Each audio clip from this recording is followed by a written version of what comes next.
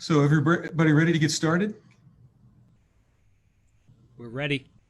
Yes. Awesome. Well, this is a brand new experiment for us. We haven't done a webinar, and thanks to TJ and his help, we're doing it live. We're on the Concordia site, and we're also on Facebook Live on the Concordia Facebook page. And folks, can I encourage you, like and share this, because we'd love to pass this information along. We know there are lots of people trying to understand what's happening, and there's all kinds of news with regard to different schools and different school districts, San Antonio and across Texas, and what's going to be happening. And so we'd love to share what we're doing at Concordia because we think it's a great plan, and we know it's a great school. And so we'd love for you to share this so others can be aware. All you have to do is, if you're on Facebook, like and share it to your own page. If you're on the Concordia website, you can't necessarily share it quite like that, but you can invite friends, send them a text message, ask them to jump in and join us. You know, these are crazy times. By the way, my name is Bill Tucker. I'm the senior pastor here at Concordia, and I'm glad that we can be with you this evening. We plan to spend about an hour together and make a presentation, share some of our initial plans with regard to reopening school, and then when we finish with that, to open it up to questions and field your questions. But right now, let's begin with a word of prayer. Gracious Heavenly Father, these are really strange times. And there is so much confusion. There's so much back and forth. It seems like there are contradictory answers to every issue that's posed. And Lord, in the midst of all of that, there's so much politicizing that it's hard to know exactly what the truth is.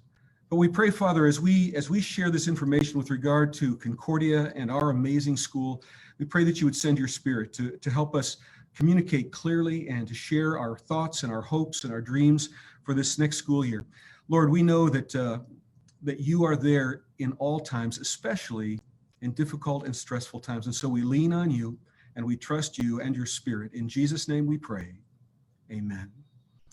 So dear friends, as we launch into this, and as I said before we prayed, we know that there are all kinds of different voices speaking into the reopening school question. So we have TEA, the Texas Education Agency, that has talked about guidelines. We were waiting a long time for them to come out with their guidelines. They finally did last week, and it provided some help, but it didn't take very long before those guidelines were changing and before other agencies were speaking into all of that. As recently as last night, the mayor of San Antonio, Mayor Nirenberg, talked about the fact he's formed a task force under the Metro Health Agency to provide other guidelines for opening schools. And we still don't know. We don't even know when those guidelines will come out. So what we want to say in all candor and transparency is it's possible that the plans we share with you will need to be adjusted. They'll need to be changed. It really is kind of out of our control to some extent. But it is to the best of our intention, with the best of our knowledge, this is the plan that we're going to proceed with in terms of reopening Concordia Lutheran School and moving forward with our educational program for this 2020-2021 year. Now, here's a guiding philosophy for us.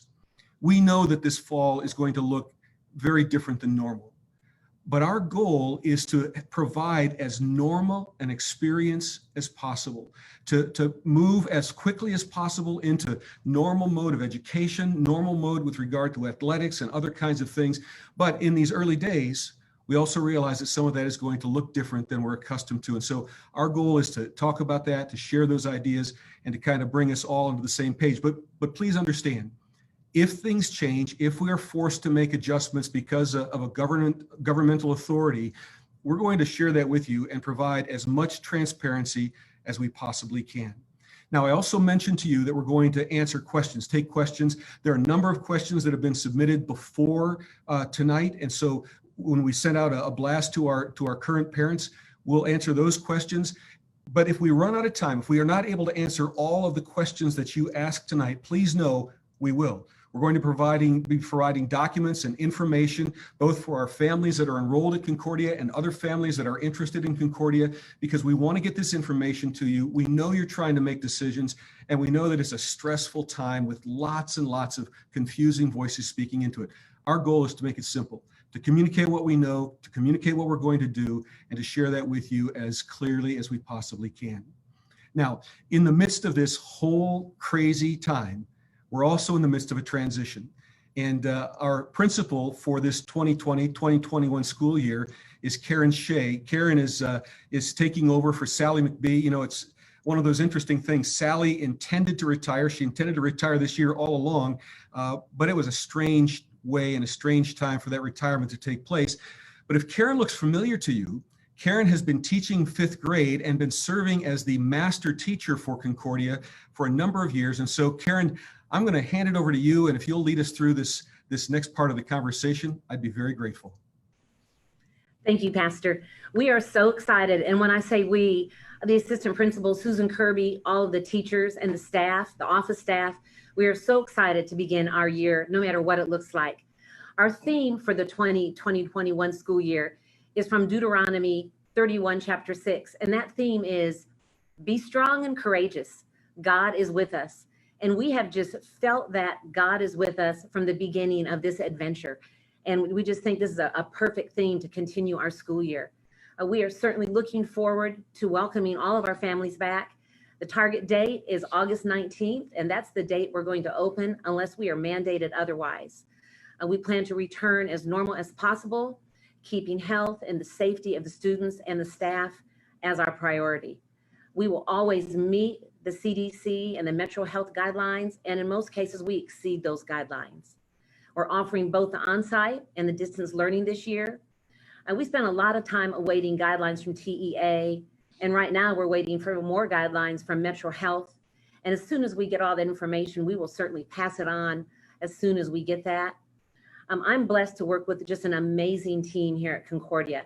I'm thankful every day for that. And part of our amazing team is Nicole Carmines.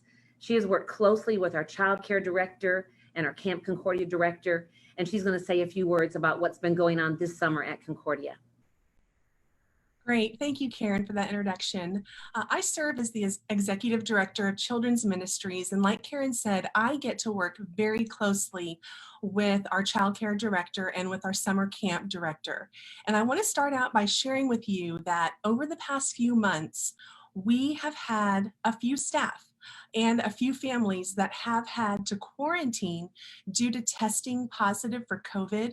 But thankfully, and by the grace of God, we have not had a positive case on our campus where the individual contracted the virus on our campus. And a little bit more about that. Our child care center, it has been open this entire time. There was 1 week right after spring break. If you remember, we had an extended spring break for the whole city. That 1 week, we did shut down our center to the students and to the families, but our staff still came and reported for duty, and they did a phenomenal job at doing some detailed cleaning, and we were working on our policies and procedures to include COVID-19. We're operating with about 80 to 90 students in our child care center. And also in the first week of June, we welcomed our Camp Concordia students. Camp Concordia is a summer camp for elementary age children, and we have about 80 students in that program as well. And on weekday mornings when you come to our campus this whole summer, on both Camp Concordia's side and the Child Care Center, you can find our dedicated staff. We are there ready to serve, and we start each morning with a thorough screening that includes temperature checks and just overall questions to the parents in the car, asking them what the overall health is in their household. So back to you, Karen. Thank you, Nicole. Part of the reason that our summer programs have been so successful is that we have an amazing director of facilities, and Stacy Bond is going to tell us a little bit about what him and his team have been doing this summer. Well, thank you, Karen. I'll spend a few minutes discussing specific measures we have taken with the campus to assure both students and staff are safe. We have had an opportunity to put some of these measures to test in our child care and Camp Concordia operations this summer. So first and foremost, we'll talk about cleaning and disinfection. The emphasis is shifted to disinfection of high-touch surfaces, things like door handles, desktops, faucets. We've developed specific cleaning processes for each and every one of these high-touch surfaces. All of our disinfectants are EPA approved against COVID-19. All the people that are involved in this disinfection process have been trained, and the training will be ongoing as we update our processes. Concordia staff will perform most of the disinfection tasks, allowing our teachers to focus on the students. We've expanded our swab testing program so that it's done more frequently. This swab testing is the industry standard for determining levels of cleanliness and disinfection, and it's also necessary for driving continuous improvement. The intervals of disinfection have been defined by CDC, state guidelines, and also our own swab testing data. Classrooms will be disinfected twice per day, and restrooms will be disinfected 3 times per day. The use of chemicals is always a balance. We're making every effort to minimize chemical exposure to both staff and students during this time. Routine disinfection will be done when spaces are not occupied. We'll use the minimum strength disinfection strength to obtain a full disinfection. Where we can, fragrance-free, environmentally friendly chemicals have been selected. We also maintain safety data sheets for all chemicals, and these have been carefully reviewed and are available upon request. Finally, any concerns that you have about chemical use on our campus should be communicated to Nurse Jolly. She and I will collaborate on any sort of resolution. Since COVID-19 can potentially be transmitted through the air, we've taken some specific steps to safely bring in more outside fresh air. Performance checks have been completed on all ventilation systems to assure proper operation. High performance air filters have been added to these ventilation systems to minimize any kind of effects from the additional allergens and particulates that are brought in with this increase in fresh air. Finally, proper hand hygiene is one of the top ways to reduce the transmission of COVID-19. Hand hygiene capability of our campus has been improved in 2 ways. First, hand sanitizer is available in all classrooms and all entry points in each building. To increase our hand washing capacity, a 4-person hand washing station will be added before the start of school. I want to thank you for your attention. I'd like you to turn it back over to Karen. Thank you, Stacy. And while he's talking about his online facilities, he had us really well set up to be up and running on August 19th. I'm going to talk a little bit about what on-site and distance learning will look like for Concordia. First of all, the on-site classrooms will be set up, like Stacy said, for social distancing. Desks will be 6 feet apart, which brings us to a smaller class size. In most classrooms, we will have a class size of about 16. The movement around campus will be limited. Students will be in their homerooms for the majority of the day, unless they're outside at recess or at lunch. And lunch will be served either in the classrooms or outside, depending on the weather. We will have chapel every week, just like we've had. This week, we're moving chapel to Thursdays. For the beginning of the year, chapel will be live and streamed into every classroom, as well as streamed to the students at home. The students will still have recess. We're going to have a staggered recess schedule, so to limit the amount of students on the playground. We will have specials like we've had. However, this year, rather than the students rotating into the music room, the art room, the computer lab, the library, and such, those teachers will come into the classrooms, again, to limit the amount of student movement around the building. We will have electives for middle school students. Electives might look a little bit different this year, but an elective sign-up sheet will be going out probably early next week.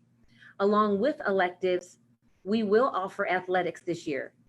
Athletics will look different, again, just like electives.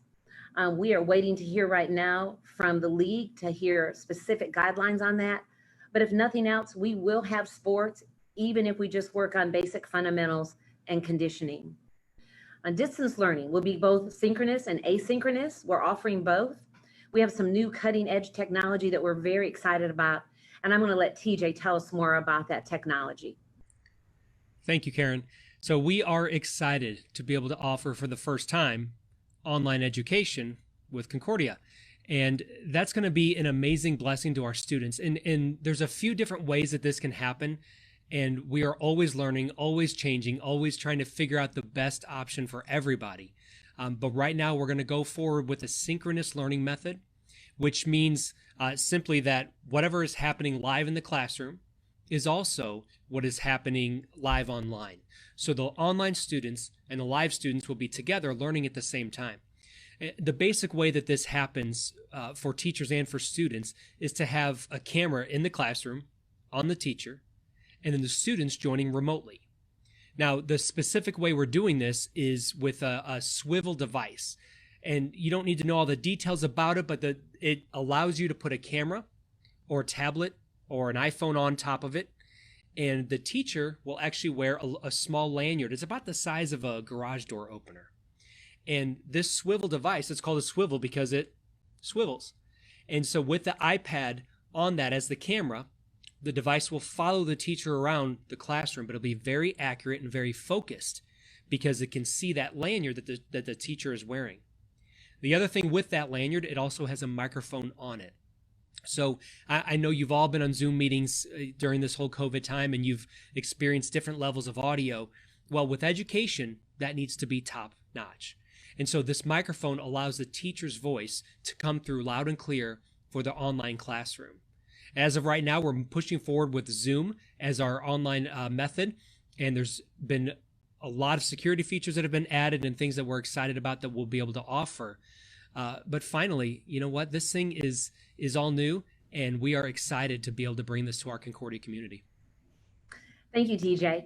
Another very key person working to prepare for this school year is our nurse, Amy Jolly, and she's going to talk to you about what she's been doing. Hi, welcome everyone. I'm excited to speak to you. Thank you for taking the opportunity to join us this evening. I have been the nurse at Concordia for the last 12 years. I've also been a parent of Concordia students for the last 12 years as well. We have the luxury of being a Christ-centered mission with faculty, staff, and families, all really keeping that as their focus. The health of our students and staff is of utmost importance to us. We have protocols in place for hand washing on arrival. Student drop-off will be at different locations in the morning to facilitate social distancing. We also have a sick plan in place where sick students are kept separate from healthy students.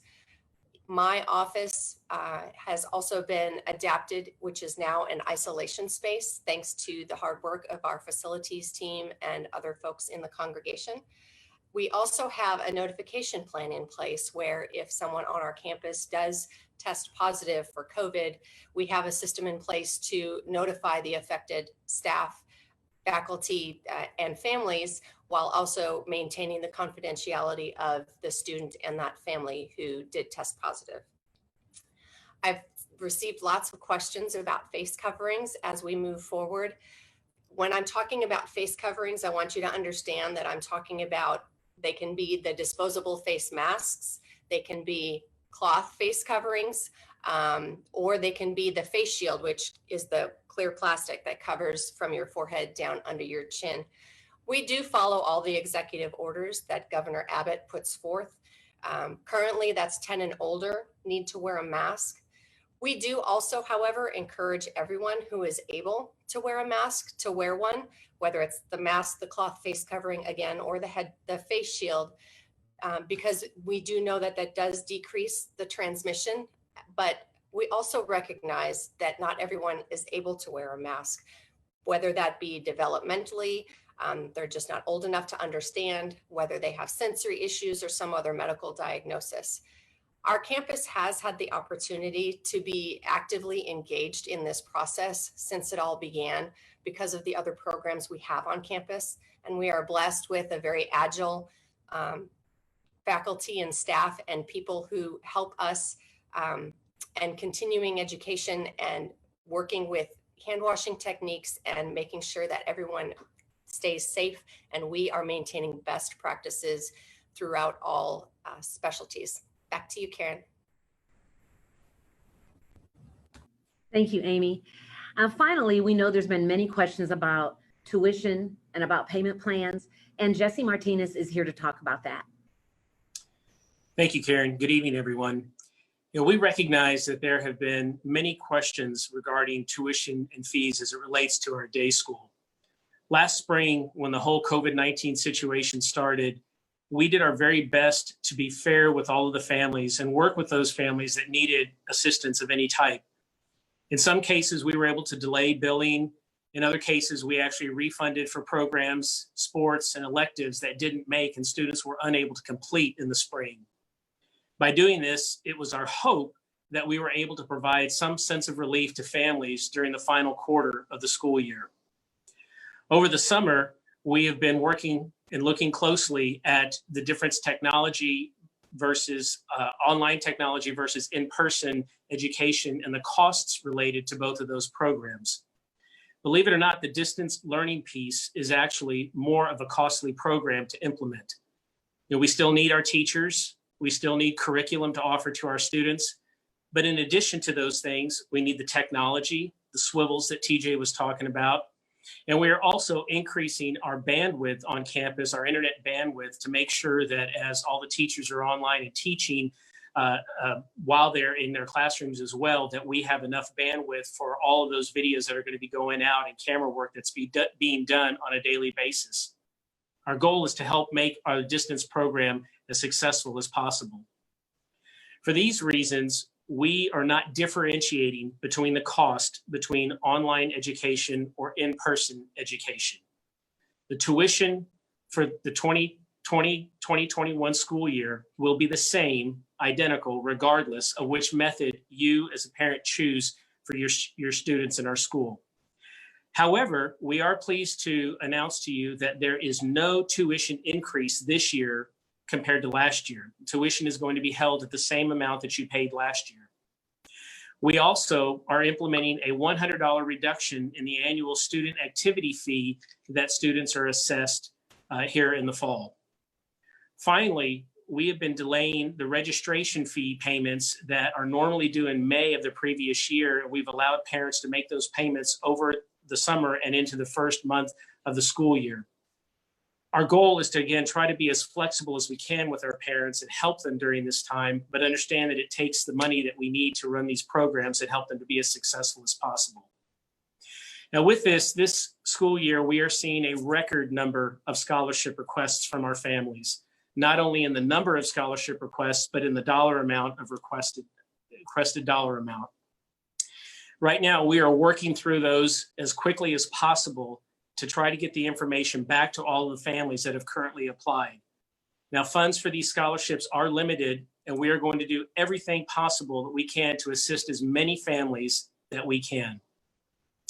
Finally, I just want to remind everybody that payments for tuition and fees are completed through our fax system. When you set up your account with fax, you can actually choose whether you want your deduction made on the 5th or the 15th of each month. And those deductions can be made again from your bank account or from your credit card. Now, tuition is an annual bill, but it's actually paid out and spread out over 10 months. So Karen, I want to thank you for giving me the opportunity to address some of these issues, and God bless all of our families as you move forward with us and you allow us to teach your children this next year in either platform that you decide. Thank you, Jesse. So this concludes the first half of our webinar, and we hope that we've answered some of your questions, just giving you an outline of what our school year looks like. At this time, Pastor Tucker will join me, and this will be the portion of our webinar where we will hope to answer some questions that you are giving us online. Terrific. Karen, thank you. Great job. And to the rest of the team, thank you so much. Well done, and we appreciate all that you've had to share. There are some more questions that have come in, and of course, I've got a number of other questions, Karen. And so I want to start off with one of those very basic, fundamental type questions. What will it look like? I know that Nurse Jolly talked about the fact that there will be multiple drop-off points when we begin the day. There will be a screening protocol that involves temperature taking and so forth. One of the questions has to do with what that will look like. So will it be staggered in terms of start times? What do you anticipate there? Yes, well, we're waiting on the exact number of students that will be with us for the on-site portion of the school day. Depending on those numbers, we will have a number of drop-off sites here on campus, probably 2 or 3. And along with that, we will have staggered both drop-off and pickup times. The way that might look is alphabetically, perhaps last names of A through H will come in at a certain time. 10 minutes later, the middle of the alphabet. And then finally, if you're at the end of the alphabet, you would come in. And hopefully that will limit the number of students coming through doors at the same time. It would allow us to screen the students as they come in. So to allow that screening, to allow the social distancing, to make sure that hand washing and all of that can take place in an orderly fashion, it's likely that it will be a staggered type of a start. And that makes perfect sense to me. You also, you talked about the idea that we're asking parents, that parents will be asked to make an election, whether in-person or online learning is their preference, at least as we begin this school year. And so talk to me a little bit about that. How do parents let us know what their choice or what their preference is? Okay, the families that are enrolled in Concordia right now were sent a survey along with a sign-up form. That sign-up form is due on Monday, this coming Monday. I think that's August 20th. I'm sorry, I think it's July 20th. And at that time, they need to make their best effort to tell us what their students will be doing for the first 4 weeks of school. We need that 4 weeks in place so that we can make plans with facilities, knowing the number of students that will be here on campus. And then after that 4 weeks, the parents will have an opportunity to make changes if they'd like to. If they have been at home, they can come back to the campus at that time. If they have been on campus and they think distance learning is a better choice, they can make that selection after 4 weeks. And then we'll do that again at the end of each quarter. We do want parents to know that if there's a special situation, if there's a job change, or if there's something happening in a family's life and after 2 weeks they need to make a change, we will work individually with those families. Just let us know and we'll work with them. Yeah, I love that, Karen, because that's really one of the amazing strengths of our school and of our program. There's a family environment, and while we have to follow certain protocols, while we have to have tuition, all of those kinds of things that are part of a school, it's also a small enough environment and personal enough that we can work with families. We know our families, we know our children, we have the ability to meet those needs in the best way possible. And so I love that about our school, and I love that answer. Now, one of the questions that has come in online this evening, we saw San Antonio Independent School District, SAISD, talk about delaying their on-campus learning, their in-person learning, and going totally online. Just before I came back to campus this evening, I saw Northside School District said they were going to delay at least 3 weeks. I think Northeast may follow suit with that. Do you anticipate that will change our in-person learning, that we'll be forced into an online only, or what's the plan in that regard? Yes, well, you are right. Northeast has already made that decision, and I see that there are counties popping up all over Texas. Travis County, Cameron County, Hidalgo County, Laredo, El Paso, many have made similar announcements. It is our desire that we begin as planned on August 19th, and we will stick with that date unless we are mandated by authorities that we have to change. We have no desire to lengthen the school year. We have no desire to finish the year in July. So it is our desire that we will start August 19th. And unless we are mandated to do differently, we will stick with that. Yeah, I think and I love the fact that we have that flexibility, we have that freedom to be faithful to our families, to be aware of safety and make sure that we're doing things in a healthy way, but that we have the ability to go back online. The only thing that would change that is a mandate that we have no option but to follow. That's correct. So, Karen, let's talk a little bit about the online aspect of this. So if parents choose online, in the spring we went online with education, and man, you and the faculty did an amazing job. Sally led a tremendous charge at a very crazy time, but we've learned some things. We've added some technology. We're continuing to make improvement. We've consulted with experts in this whole field of online education, but there are still questions about what will it look like, and will there be dress codes, and what will change in terms of online learning? What do you anticipate there? Well, you are so right. We did that in the spring, and we just made a change overnight. And with that, there were some great things that happened, but looking back, there are some improvements we can make. We loved as teachers getting to see the students in a completely different environment. We love seeing them in their homes and getting to know their pets and their families and their sisters and brothers. But along with that, the school setting really lost its traditional sense. And this year, since we are going to have the virtual classroom, we're going to make an attempt to have the at-home setting be similar to what they would have if they were at school. Along with that, we will take attendance. Students need to be in school 90% of the school year in order to be promoted to the next grade level. So attendance will be mandatory. And we will have some kind of dress code. It will likely be that they're in their school uniform. We will suggest that they have a specific study place set up, a specific distance learning place set up. So there will be protocols in place with that. And so that will change, and specific protocols and guidelines will be listed on our brand new website. And by the way, we have a website that went live last night. You can see that by going to the same website you always have gone to. If you haven't seen it, you can go to concordia.school and see our website. But as we're making those guidelines and making those specific decisions, we have a COVID page actually where we're going to be listing some of those guidelines. Terrific, terrific.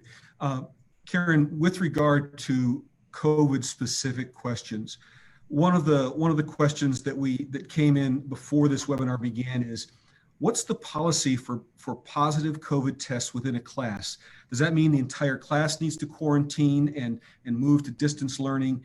And for how long? How will that be handled? Okay, I'm going to let Nurse Jolly address that question. Thanks, Karen.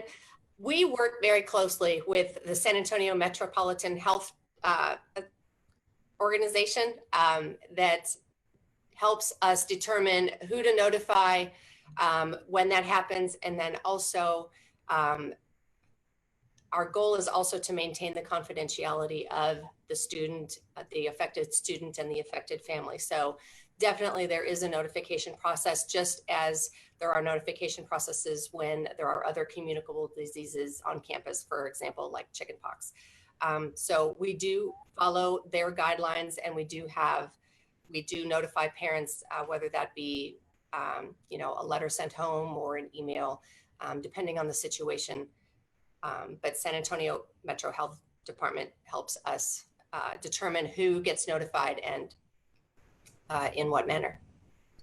So, Amy, while we have you on the screen, and Karen, maybe this is a question you will answer, I'm not sure, but with regard to masks, I know that the question of masks is a huge issue. Everybody's wondering about it. Where do we have to wear them? And it's not just school, right? It's in businesses. We have mandates from the state, all those kinds of things that are happening. But in this educational environment, Amy, you talked about it a little bit, but what type of masks are required? What are we expecting? Are there going to be opportunities for kids to not wear masks? What's that going to look like? So what that looks like is, again, Governor Abbott puts down his executive orders. For example, right now it's 10 and older wear a mask, and a mask or a cloth face covering are the items that cover your nose and your mouth. Again, face shields are in that category. But what that looks like is when social distancing is not able to happen, or when kids are closer together, they will have their masks on. We will look for opportunities to allow them to take their mask off, because quite frankly, it is difficult to wear a mask all day. So if there are opportunities when the kids are outside to take their mask off, obviously while they're eating, they need to have their mask off, but social distancing will be maintained at that time. And Amy, I know you answered this question, but a question that has come in online again. And so if you might just cover this. So what will screening look like as kids arrive on campus each day? So what that looks like is we have multiple points of entry onto campus where the families, bring in their children, and we do a non-touch temperature check on everyone. And then briefly ask if they have any symptoms or observe for any types of symptoms before they are allowed on campus. We also do this for our faculty and staff as well. So it's the temperature check and then a couple of quick questions and a visual observation of how they look and feel. Yeah, I know from our child care check-in and our Camp Concordia check-in, we're the first folks to get tested, and I get my temperature checked every morning. So that's awesome when we do that, and it goes pretty quickly. One more question that I saw that may be something for you to answer, might be a question for Stacy. With these 4-person hand washing stations, how do we prevent there from being a bunch of folks and social distancing going out the window while kids are washing their hands? Well, that's a great question. So we're really blessed on our campus to have over 30 hand washing sinks within the school already. So we're going to add these additional 4 just to add a little bit of extra capacity.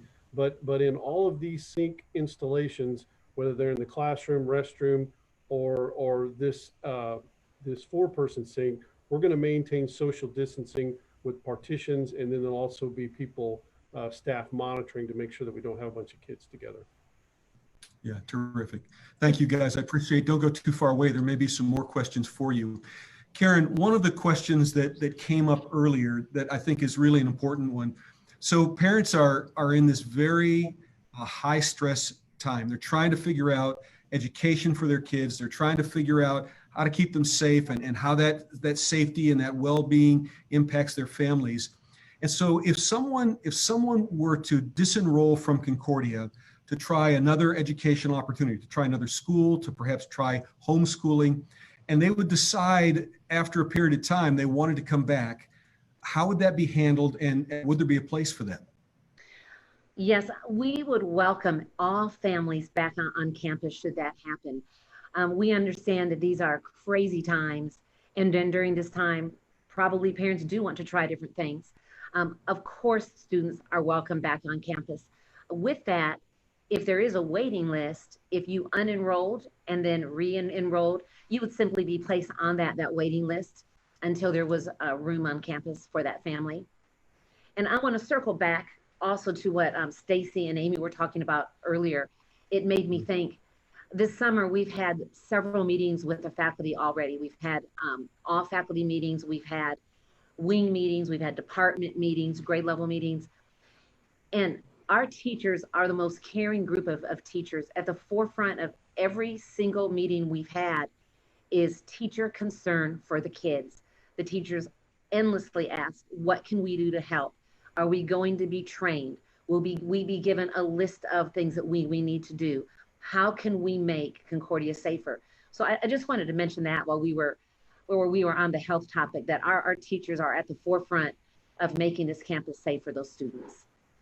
Awesome. Our staff and our faculty are amazing. They've done a great job with our child care and supporting that ministry. Great job supporting Camp Concordia. And I love what they're already committed to do for our school program as well. Karen, what about those extracurricular kinds of activities? So would you talk first about, not so much an extracurricular activity, but would you talk about before and after school care? Okay, we've always had the Learning Center before and after school. And we realize that families' lives haven't changed in that sense. Many families who are coming to Concordia, they need to get to work early. They need to stay at work late.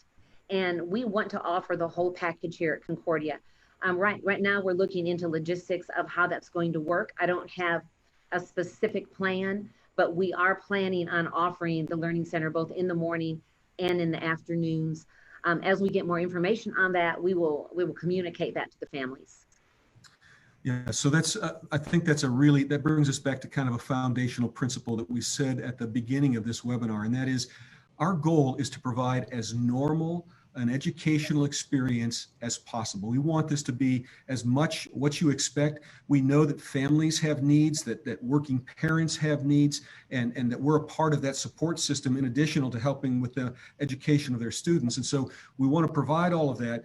But if we're also going to be completely transparent, there are still aspects of the program that we're working out. Some of that has to do with the issue of how many students, how many parents are going to elect online learning as opposed to in-person learning. Some of that has to do with what spaces are available on campus. And one of the things that I think folks may not realize is that at this point, Stacy and the rest of our team is looking at the entire campus and saying, what do we need to use for our school program? This is highly important to us. It's a priority for us to do this and to do it well, to provide an excellent education for our students, to make sure that everyone is safe. And so what spaces do we need to repurpose that might not normally be used by the school? What can we repurpose to accommodate the needs of the school? And so all of that's in the works as we're thinking about it, and especially as it pertains to before and after school care. It's our intention that those programs would happen, but we don't know exactly, but we'll communicate that as quickly and as soon as possible. So tangential to all of that, let's talk about things like sports and other extracurricular activities. What do you anticipate the fall looking like there? We've been working closely with our coaching staff. Coach Merkard, Coach Hernandez, Coach Hammond have been diligent this summer in keeping up with the latest announcements concerning sports and athletics. At this point, unless they heard something today, they have not heard from the league with the league guidelines. We are planning to have athletics as normal. We're planning to have kids sign up for football, for volleyball, for cross country. We don't know exactly what that will look like. We do not know if we will have competitive sports. We don't know if we're going to be able to even have scrimmages. But what we do know is that we will have kids signing up for those sports and cheerleading alike. And if that means just working on basic fundamentals, conditioning, skills, it might look that way. As we get more information on that, the coaches will be sending out information to the entire school. Karen, I know that our music programs and music education is going to look different, and obviously there's some issues related to movement of classes and so forth. What do you anticipate that looking like? I just had a meeting with all of our specials teachers yesterday, and they were just excited about still being able to teach those specials, going into the students' classrooms rather than having the students come to them. Our music teacher has a fabulous plan for the students to have, the little bitty students, to have their own instruments. And she's done it in a way where only one person will touch those instruments. She's very excited about being able to communicate at home with the distance learners. She has things planned, and the same goes for our Spanish teacher, and for our art teacher, and for our technology teacher, and for our PE teachers. Mrs. Moody, our librarian, has plans to come bring the library into the classroom if she needs to. She's making plans for that. So all of those teachers will be coming into the classrooms, working with the students in their classroom to minimize the amount of movement around campus. So that's a great answer, and I think it probably foreshadows the answer to some other questions that I'm seeing online. One of those questions has to do with the cafeteria, chapel, and other kinds of classes where we normally move from place to place. We take entire classes, take the entire school, for example, into the sanctuary for chapel. We move the classes into the cafeteria for lunch and so forth. What will that look like, and how will we address the issue of movement and safety? Okay, so for the beginning of the year, chapel will be streamed live into the classrooms. So at least for the first 3 to 5 weeks, we will be having chapel in the classrooms, but it will be live and it will be weekly. Parents will be encouraged to join us just like they always have. Lunch will not be in the cafeteria likely, but will be either in the classrooms, or we'll set up tables outside in shady areas where there's the most breeze possible, weather permitting. We're thinking this might really be a good option because during that time, classrooms have a chance to ventilate, to air out. It eliminates some of the messes that can happen during those eating times.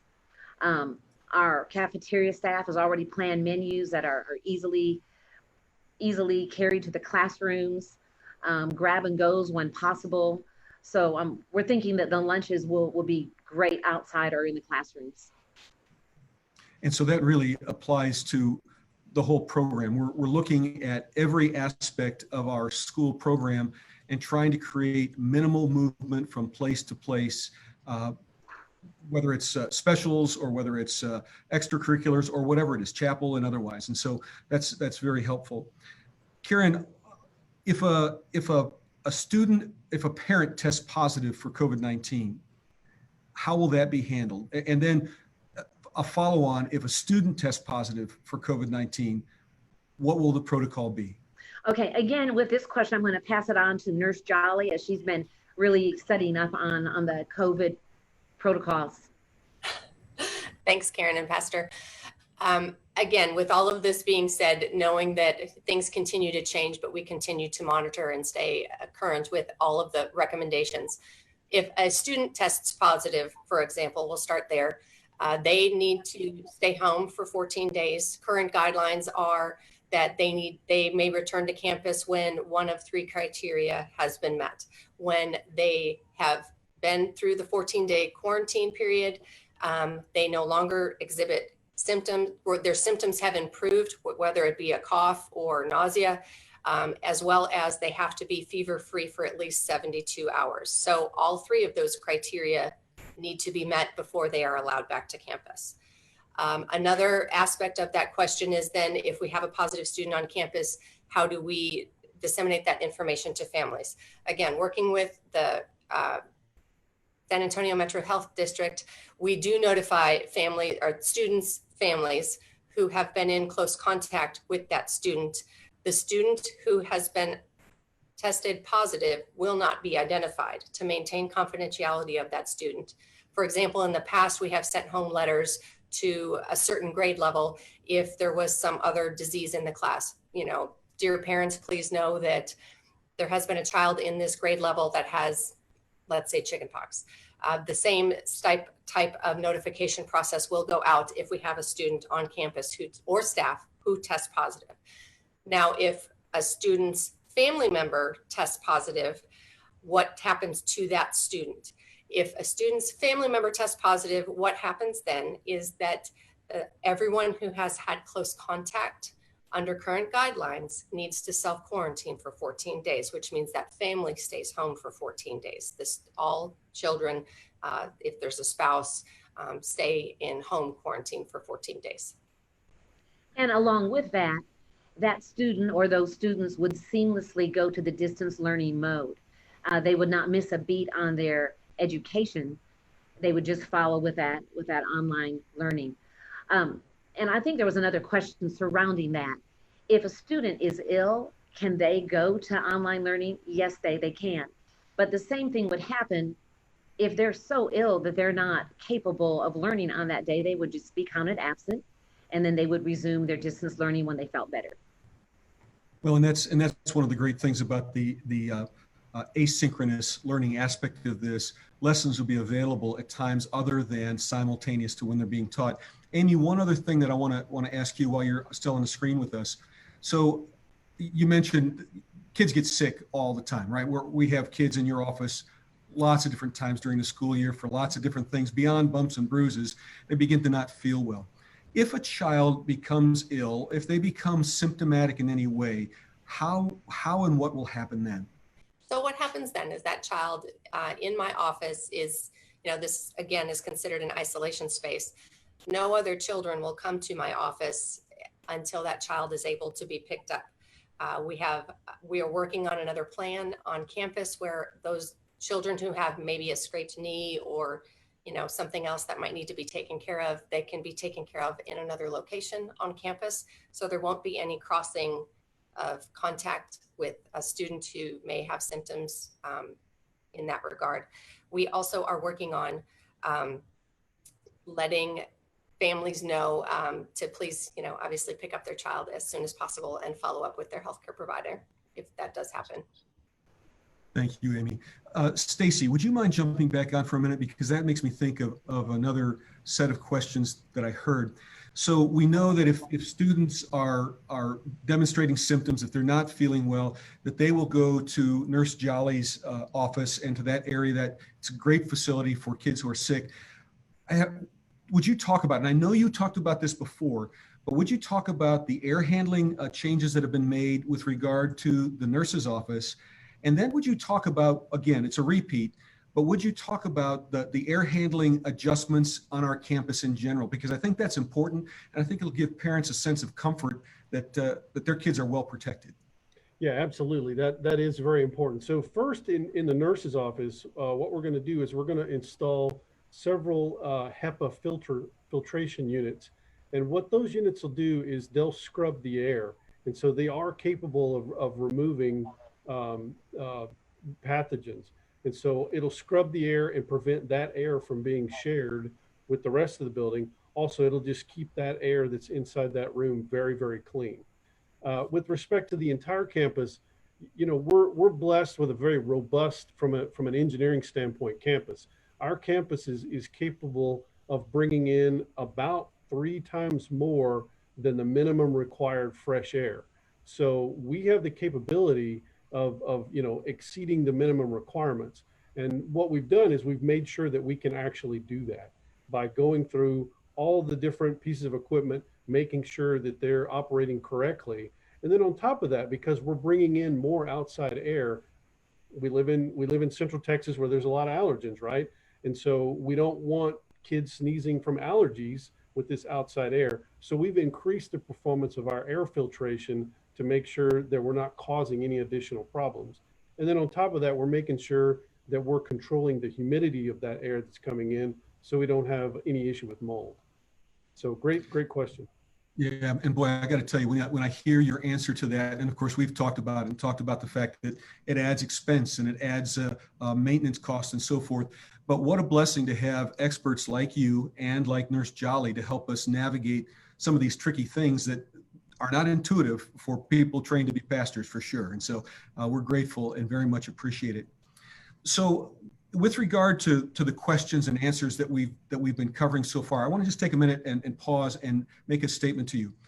If some of the questions that I'm seeing online have been asked and answered, we've made statements about those, but I realize there's a lot of information. It's like drinking from a fire hose. And so I don't expect that you will be able to hear or remember all of these answers. So a couple things that are pieces of good news for you. Number one, this webinar will be available afterward. It'll not only be available on Facebook, and I think it'll probably be available immediately on Facebook, but we'll also be sending out a link via RenWeb. We'll be sending out a link to this webinar so that you can watch it, you can pass it around, you can listen to all of these questions and answers again. In addition to that, we're going to take all of the questions that have been asked and answered and all of the other questions that we don't get to, and we'll provide a Q&A that's categorized into the various areas, because most of these fall under various categories, and we'll be providing that to you so you can look it over, you can digest the answers as you see them, and then you can follow up with us if you have additional questions or things that you want to talk about. Karen, a couple other things I want to ask. We're getting a little bit low on time, but there's one question that's really sort of pressing in my heart and mind. We know that this spring, when we went to online education, for some students, it was awesome. There are students that absolutely thrived in that environment and they did extremely well. It was wonderful for them.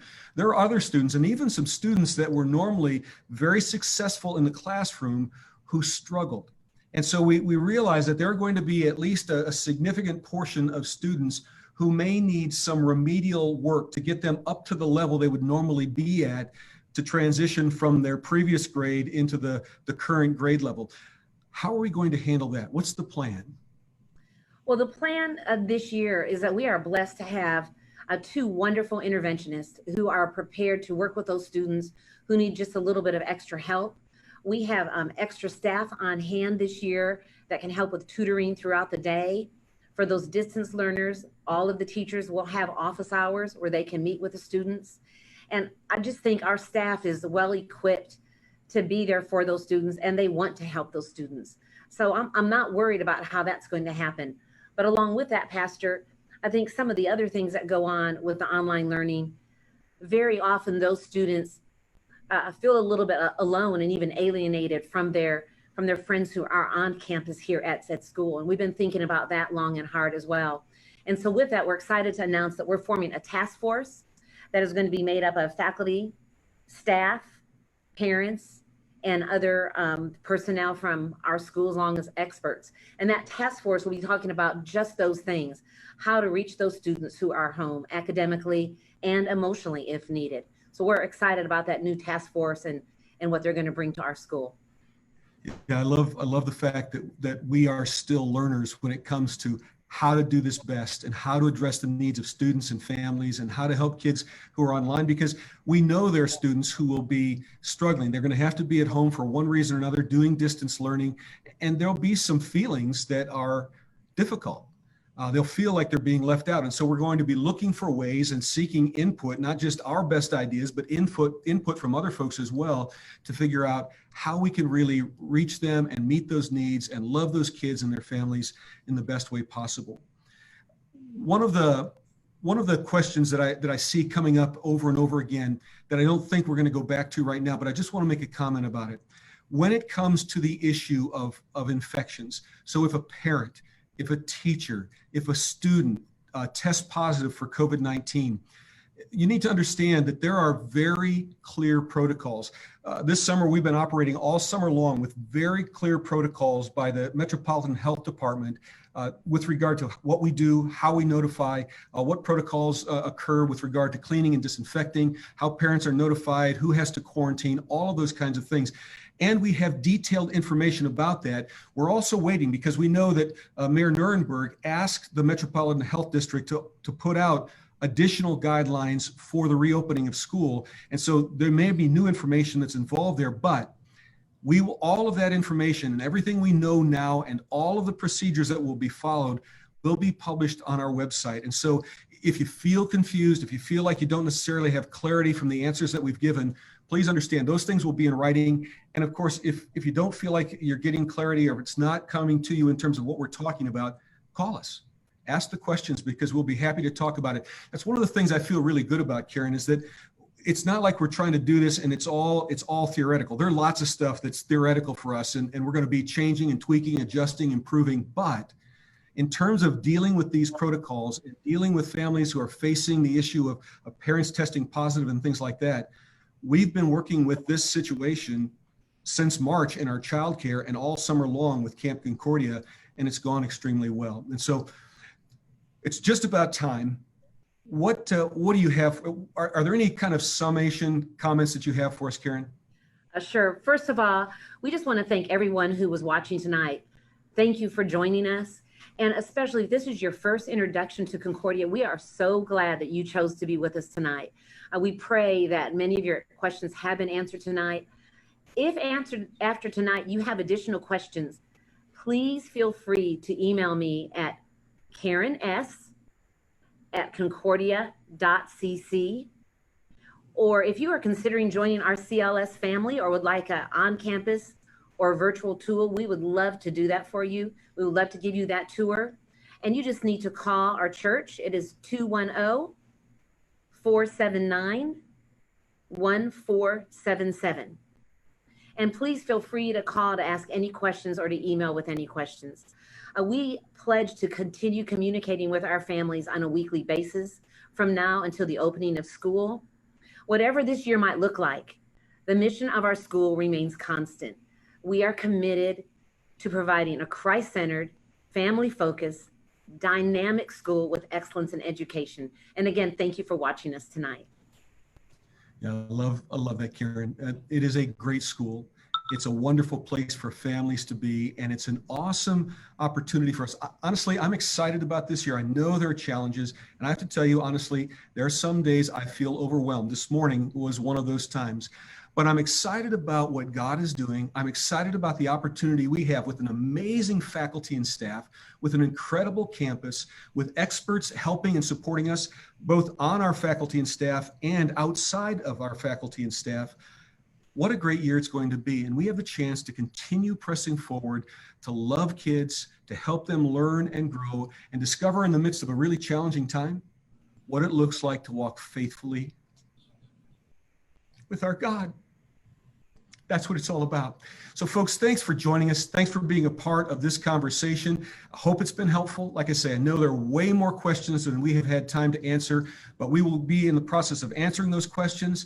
Contact the school. TJ, if you'll put the screen back up with the contact information, get in touch with us and let us know. And by the way, my hope is that this may be an opportunity for people who've never considered or never even known about Concordia to have their first introduction. There may be folks from other parts of the country that need a distance education opportunity. We're going to do that, and we're going to do it well. And maybe maybe it's a family or a friend or a classmate from college or whatever. Pass along the information about Concordia. Let them know, because we would love to serve not only the families here in San Antonio, we'd love to serve families wherever God gives us the opportunity. So God bless you. Have a great night.